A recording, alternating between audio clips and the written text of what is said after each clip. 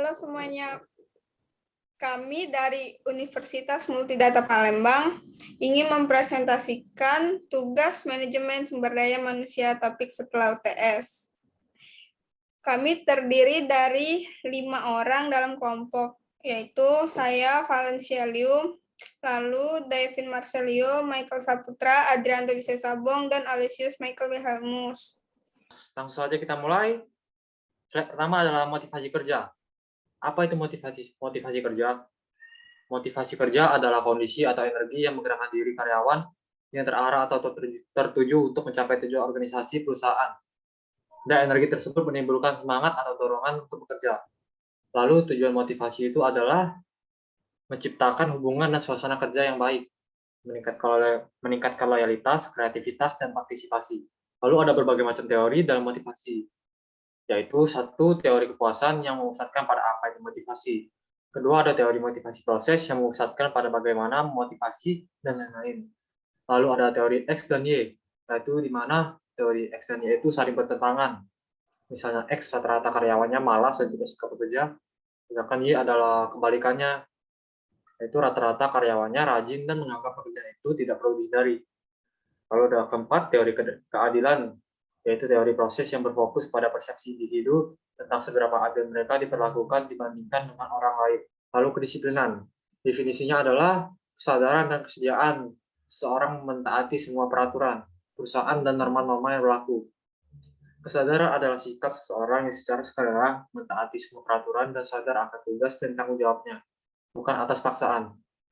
Kesediaan adalah suatu sikap, tingkah laku, dan perbuatan seseorang sesuai dengan peraturan perusahaan, tertulis dan tidak tertulis. Lalu disiplin kerja, yaitu adalah suatu alat yang digunakan oleh manajer untuk berkomunikasi dengan karyawan agar mereka bersedia untuk mengubah suatu perilaku serta sebagai suatu upaya untuk meningkatkan kesadaran dan kesediaan seseorang mentaati semua peraturan perusahaan dan norma sosial yang berlaku.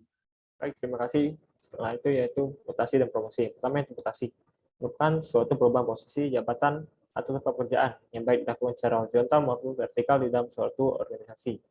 Mutasi bertujuan untuk mendapatkan suatu karyawan dari posisi yang tepat, dari posisi yang sebelumnya, agar mendapatkan kinerja yang lebih baik. Ruang lingkup mutasi terbagi menjadi dua, yakni horizontal dan vertikal.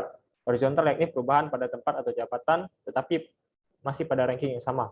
Sedangkan mutasi vertikal, perubahan posisi jabatan, sehingga kewajiban dan kekuasaannya juga berubah.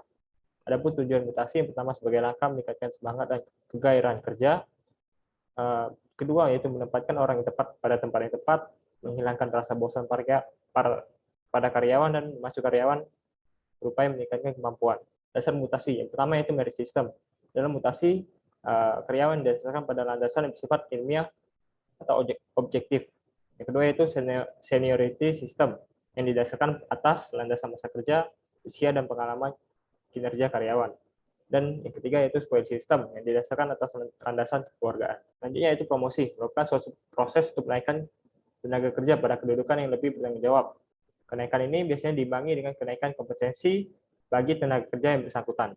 Adapun syarat dari penetapan promosi, yang pertama itu pengalaman, tingkat pendidikan, disiplin, loyalitas, kejujuran, inisiatif, tanggung jawab, kepandaian dalam bergaul, dan prestasi kerja dan kreativitas. Adapun asas promosi yang pertama itu kepercayaan. Ada kepercayaan mengenai kejujuran, kemampuan, dan kecakapan yang dimiliki karyawan.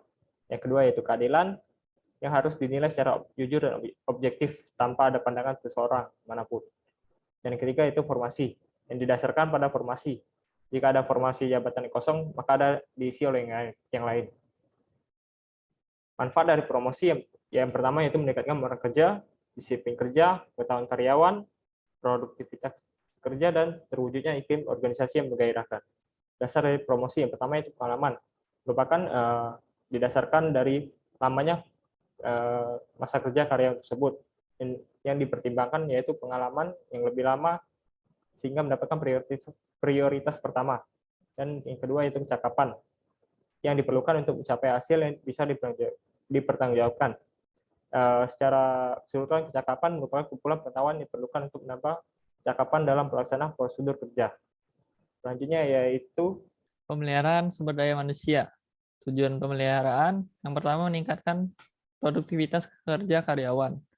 Yang kedua, nyaman, memberikan ketenangan, keamanan, dan kesehatan karyawan. Yang ketiga, disiplin, meningkatkan disiplin dan menurunkan absensi karyawan.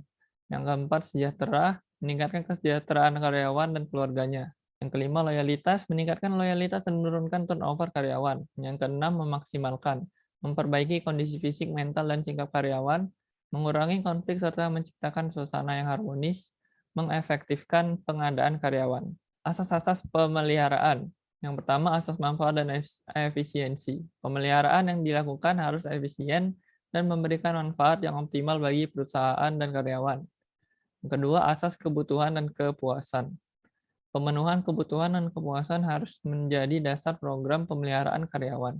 Yang ketiga, asas keadilan dan kelayakan. Keadilan dan kelayakan hendaknya dijadikan asas program pemeliharaan karyawan.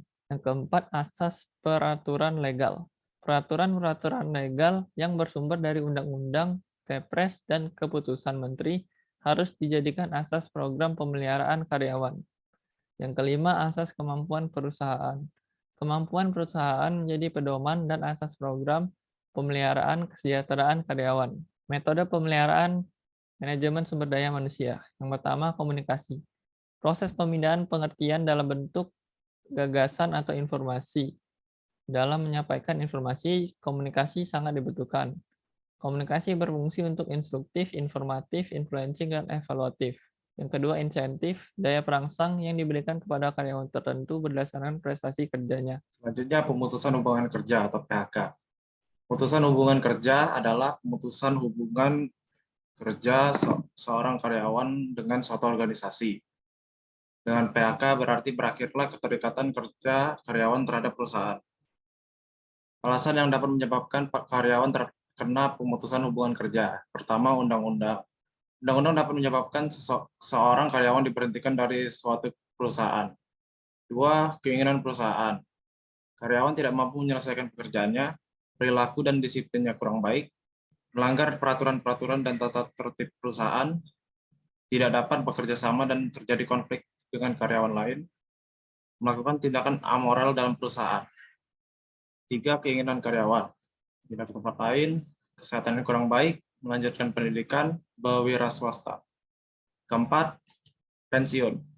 Pemberhentian karyawan atas keinginan perusahaan, undang-undang, ataupun keinginan karyawan sendiri. Kelima, meninggal dunia. Ketika karyawan meninggal dunia secara otomatis, putus hubungan kerjanya dengan perusahaan.